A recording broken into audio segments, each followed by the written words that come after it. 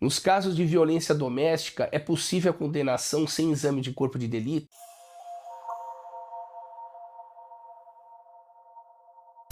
Sejam bem-vindos ao canal Lei Maria da Penha em Foco, sou Júlio Konkowski e no vídeo de hoje respondo essa pergunta pra lá de recorrente. É possível o homem ser condenado nos crimes que deixam vestígio apenas com base na palavra da vítima e desprezar completamente o laudo de exame de corpo de delito? Então essa questão ela envolve uma discussão muito grande, uma análise não só da legislação, como da jurisprudência. Então, começando a responder a questão, nós temos que analisar inicialmente o artigo 158 do Código de Processo Penal, que é taxativo, ele é peremptório no sentido de exigir exame de corpo de delito, perícia, para aqueles casos de crimes que deixam vestígio. São situações que deixam marcas na vida cotidiana. Então, no caso de lesão corporal, para a sua configuração é necessário que a suposta vítima ofendida faça o exame de corpo de delito para que fique detectado, registrado por um perito médico oficial que ela sofreu lesões. Repare que o exame de corpo de delito, ele não diz que houve um crime, ele diz que houve uma lesão. A valoração, se ocorreu crime ou não, ela é feita pelo juiz da causa ao final na sentença. Isso é importante destacar. Segundo ponto, essa é a regra. Isso está capitulado lá no artigo 158 do Código de Processo Penal. E mesmo que não tem esse exame de corpo de delito e o acusado ele confesse que realmente praticou a lesão corporal, essa confissão ela não supre o exame de corpo de delito. Isso está lá consignado expressamente no artigo 158 do Código de Processo Penal, dada a importância do laudo do exame de corpo de delito para os crimes que deixam vestígio, perfeito? Pois bem, avançando agora para um próximo momento, nós temos aqui a tratar dos crimes no ambiente doméstico e familiar, né, que envolve violência doméstica, aplicação da Lei Maria da Penha. Infelizmente, essa máxima, esse rigor estabelecido no artigo 158, ele vem sendo, infelizmente, abrandado, mitigado pelos tribunais. Ocorre que, na realidade prática, nos crimes, nos processos criminais que apuram violência doméstica, essa regra ela vem sendo flexibilizada e sendo permitido muitas vezes a condenação do homem sem a presença do exame de corpo de delito. Então, o homem geralmente acusado de ter praticado lesão corporal, a suposta vítima não fez o exame ao tempo e depois de alguns meses ela relata que teria sido agredida, ofendida pelo acusado. E ela não tem mais o exame de corpo de delito, não tem mais os hematomas, e em razão disso ela acaba perdendo essa possibilidade probatória. Ou seja, o ônus probatório seria integralmente da suposta vítima, que deveria ter feito o exame de corpo de delito para registrar aquele suposto hematoma. Ocorre que em muitos casos isso não acontece e, infelizmente, no processo criminal está ocorrendo uma inversão probatória, uma inversão muito perigosa no meu ponto de vista, eu avalio, uma vez que toda forma é garantia. Se o artigo 158 estabelece uma exigência, a lei não estabelece exigências inúteis. E a lei é peremptória, é categórica, ela exige isso.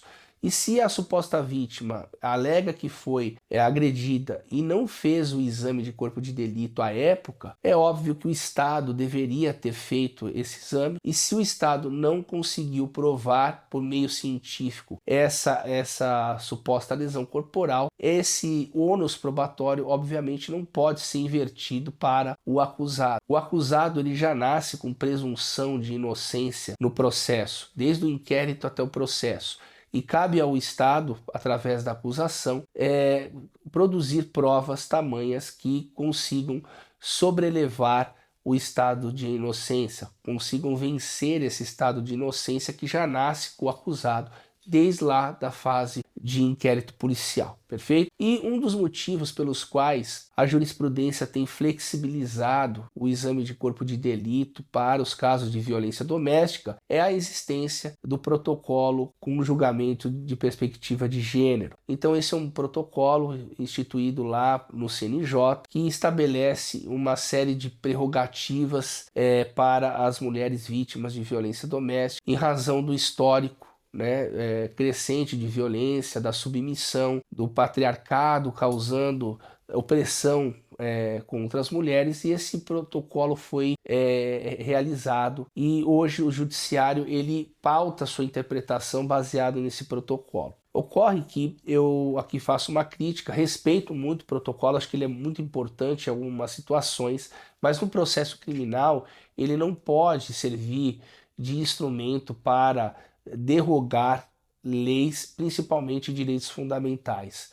Levamos séculos para construirmos um sistema garantista de acusação, em que o Estado deve provar a culpabilidade do acusado para, no final, se vencido o estado de inocência, esse acusado ser condenado com base nas provas produzidas em contraditório. Ocorre que a flexibilização e a aposta 100% na palavra da suposta vítima, em razão desse déficit histórico, em razão dessas causas que levam as mulheres a terem menos direitos, a terem historicamente a sua palavra diminuída, ela não pode servir de lastro e fundamento para a mitigação de direitos fundamentais no processo criminal. Então entendo que se a suposta vítima não fez o exame de corpo de delito, e podendo ter sido feito à época, ela perdeu o ônus probatório e esse ônus, essa dificuldade não pode ser suprida com a inversão da prova no processo criminal. Então penso que o protocolo de julgamento de perspectiva de gênero não pode servir de alicerce para derrogar e amesquinhar direitos fundamentais e inverter o ônus probatório. O ônus sempre no processo criminal é o da acusação. E não sendo possível esse ônus, não podemos suprir essa deficiência probatória do Estado com a utilização do protocolo para julgamento com perspectiva de gênero. Então, aqui vai a minha crítica, eu gostaria de entender a opinião de todos vocês, perfeito? Então, pessoal, se esse vídeo fez sentido para vocês, compartilhe ele, dê o seu like, junte-se a nós, porque aqui é no Fio do Bigode, e lembrem-se, respeitem as mulheres.